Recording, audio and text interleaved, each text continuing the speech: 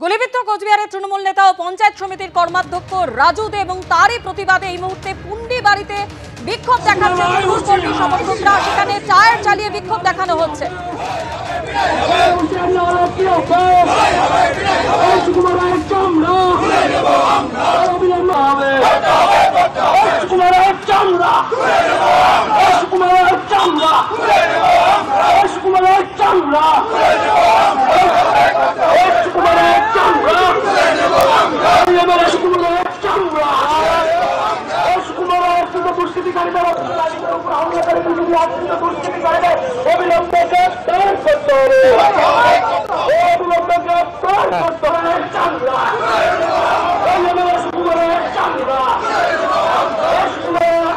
কোচবিহারের তৃণমূল নেতাকে গুলি, বিজেপি বিধায়কের ছেলে গ্রেপ্তার। বিজেপি বিধায়ক সুকুমার রায়ের ছেলে দীপঙ্কর রায় সহ দুজনকে গ্রেপ্তার করল পুলিশ।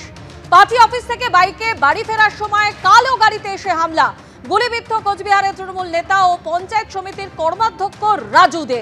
কোচবিহার উত্তরের বিজেপি বিধায়ক সুকুমার রায়ের ছেলে গ্রেপ্তার। তৃণমূলের গোষ্ঠীদ্বন্দ্বেই হামলা, অভিযোগ উড়িয়ে পাল্টা দাবি করেছে বিজেপি।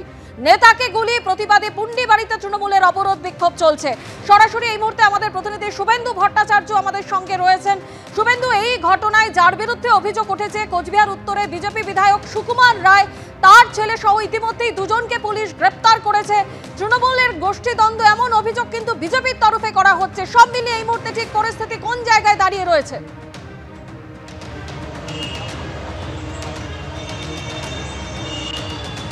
দেখো, একদমই তাই। ইতিমধ্যেই কিন্তু বিজেপি কোচবিহারের উত্তর কেন্দ্রের বিজেপি বিধায়ক সুকুমার রায়, তার ছেলে দীপঙ্কর রায় এবং সুকুমার রায়ের গাড়ির চালক উত্তম গুপ্ত, তাকে কিন্তু পুলিশ গ্রেপ্তার করেছে এবং আরও দুজনের নামে অভিযোগ হয়েছে। তাদের খোঁজ চালাচ্ছে পুলিশ এবং সুকুমার রায়ের ব্যবহৃত একটি কালো গাড়ি, সেটিও কিন্তু পুলিশ আটক করেছে এবং সেই গাড়িটার চালকই কিন্তু উত্তম গুপ্ত ছিল। এবং যেটা পুলিশ সূত্রে খবর, এই গাড়ি নিয়েই গতকাল এই তৃণমূল নেতা রাজু দে, তার উপরে হামলা হয় এবং দুষ্কৃতীরা হামলা চালায় এবং সেই গাড়িতে সুকুমার রায়ের ছেলে উপস্থিত ছিল এবং সেখান থেকে বেশ কয়েক রাউন্ড এই রাজু দেকে গুলি চালানো হয়।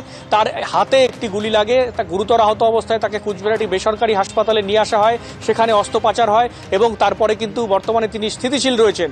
এবং তার যেটা অভিযোগ এবং তৃণমূলের যেটা অভিযোগ, যেহেতু কোচবিহার উত্তর বিধানসভা কেন্দ্রের বিজেপি বিধায়ক সুকুমার রায় গত 4 বছরে এলাকায় কোনো উন্নয়নের কাজ করতে পারেননি।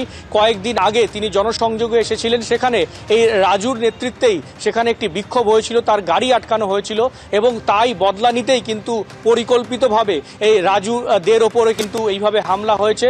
এবং এইটা কিন্তু রাজুদের দাবি এবং তৃণমূল নেতাদেরও একই দাবি করেছে তৃণমূল নেতারা। যদিও বিজেপি বিধায়ক সুকুমার রায় অভিযোগ পুরোপুরি অস্বীকার করেছে।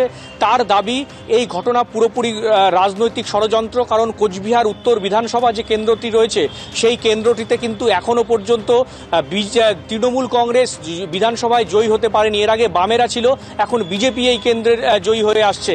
তো কাজেই বিজেপিকে এই কেন্দ্রে নষ্ট করতে, শেষ করতে, সংগঠনকে শেষ করতে একটা ষড়যন্ত্র করা হয়েছে, যেখানে বিজেপি বিধায়ককে সরাসরি সেখানে তার ছেলেকে গ্রেপ্তার করা হয়েছে, যাতে বিজেপি বিধায়ক সুকুমার রায় তিনি ভয় পেয়ে যান।